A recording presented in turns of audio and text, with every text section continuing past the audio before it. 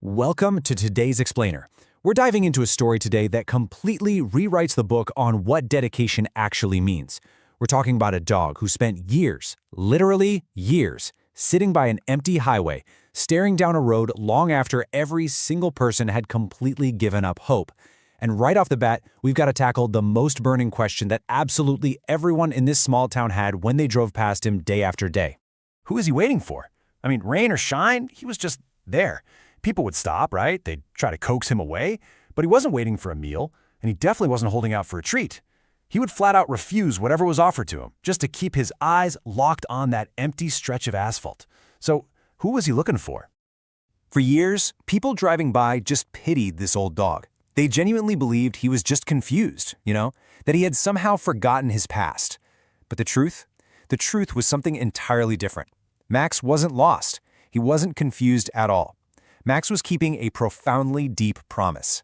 And to really grasp what that promise was, we have to rewind to where this whole thing started. Section 1. A perfect friendship. So, our story sets down roots in a quiet, picturesque little town in Colorado. This is where we meet a guy named Daniel and his dog Max. But here's the thing. For Daniel, Max wasn't just a pet. He wasn't just some animal hanging around the house. Max was, without a doubt, his absolute best friend in the entire world. They shared this incredibly quiet, peaceful, and just deeply connected life together. Every single morning, without fail, the two of them walked through the dense forest trails. They'd spend their afternoons playing down by the lake, and they capped off literally every single day watching the sunset right from their backyard. This wasn't just a routine they fell into. This was a truly shared life. They were completely inseparable, building this massive foundation of trust that, unfortunately, was about to be tested in the most unimaginable way possible. Daniel would constantly tell him, "Max, you are not my dog. You are my family." And the crucial takeaway here is that Max understood every single syllable of that sentiment. This wasn't just a human projecting feelings onto a pet. It was this mutual, entirely unspoken language between the two of them. They were a true family unit, which is exactly what makes the next part of this story so devastating. Section 2. The day everything changed.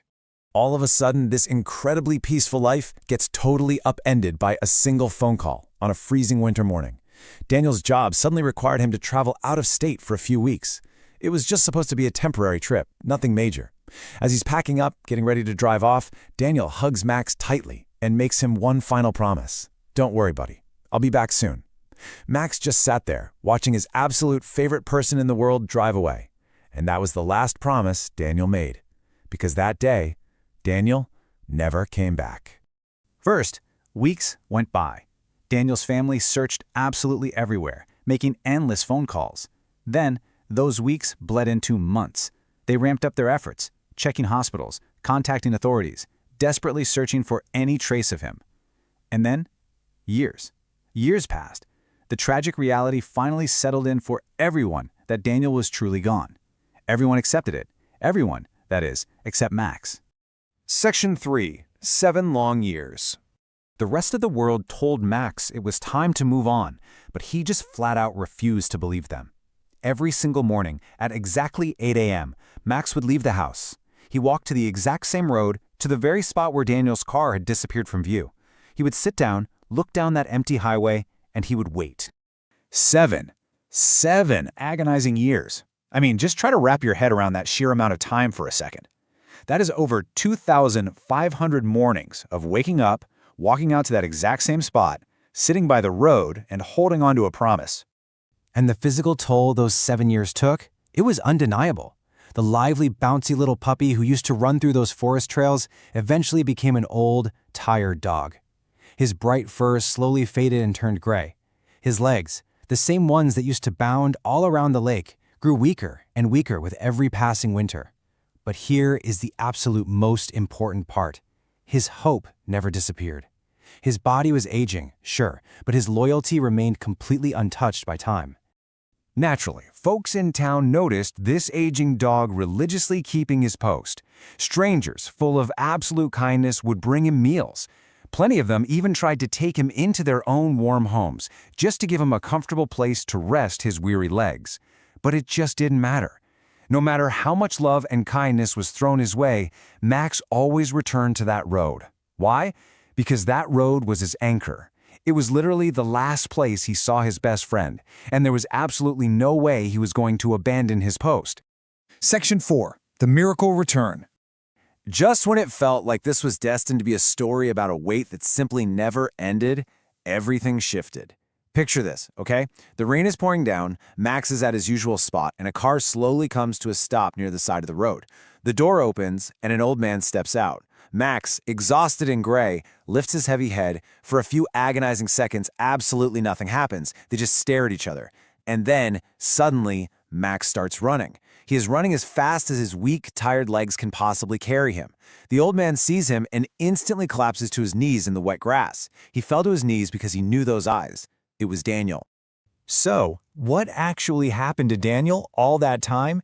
Well, years ago, he had survived a horrific accident, but the tragic cost of surviving was that he lost his memory entirely.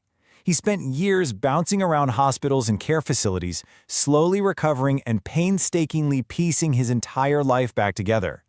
Finally, after 7 long years, he managed to find his way back to his hometown. But he had absolutely no idea that his dog was still there, waiting for him every single day. When Daniel finally got back, the very first thing he saw was Max, the dog who absolutely, stubbornly refused to forget him. Daniel dropped straight to the ground, hugged his best friend, broke down crying, and just whispered, "I'm sorry I was gone so long, buddy." And you know what? Max didn't care about the lost years. He didn't care about the freezing mornings, his gray fur, or the aching in his legs. The only thing he cared about was that his best friend had finally kept his promise and come home. Section 5. The Meaning of Loyalty. This story goes so far beyond just a simple, heartwarming reunion. It really challenges us to look at what loyalty truly means when you strip away all of our human complications. People always say dogs are loyal, right? But Max showed that their loyalty operates on a completely different level. He didn't process time. He had 0% understanding of distance or how far away Daniel actually was. He only processed one thing at 100% capacity: pure, unconditional love. He proved that true love simply doesn't give up. And that brings us to the end of our explainer today. It leaves us with a pretty profound question to chew on. How do you define true loyalty in your own life? Max waited 2,555 days for a promise to be kept, anchored by absolutely nothing but love. Thank you so much for exploring this incredible story with me today. Keep asking great questions, and I'll catch you in the next one.